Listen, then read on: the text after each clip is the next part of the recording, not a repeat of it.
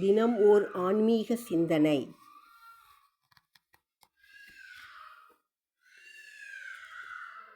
March 6. விவேகம் என்ற வாள். வீரனே, உலகாகிய போர்க்களத்தில் நான் போராடி வெற்றி வாகை சூட வேண்டுமே. தானே இறைவன் என்ற மமதையுடன் ஹிரண்யகசிபு நாரதரிடம் ஓம் நமோ ஹிரண்யாய என்று உச்சரிக்கும்படி கட்டளையிட திரிலோக சஞ்சாரியும் அவ்வாறே செய்தார்.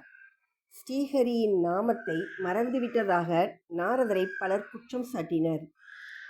இவ்விதம் நான் சொல்லாவிட்டால் அவன் என்னை கொன்று விடுவான். பின் நான் பிரபுஹரியின் நாமத்தை எவ்வாறு ஓதுவேன்?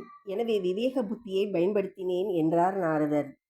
எது நிலையானது, எது நிலையற்றது என்று அறிவதும், எந்த சமயத்தில் யாரிடம் எப்படி நடந்து கொள்ள வேண்டும் என்ற அறிவும் விவேகமாகும். சிலரிடம் பாம்பின் குணம் இருக்கிறது. திடீரென்று உங்களை கடித்து விடுவர். நீங்கள் அந்த கடியில் இருந்து தப்ப வேண்டுமானால் விவேகத்துடன் நன்கு ஆராய்ச்சி செய்து கெட்டிக்காரத்தனமாக நடந்து கொள்ள வேண்டும். ஸ்ரீராமகிருஷ்ணர்.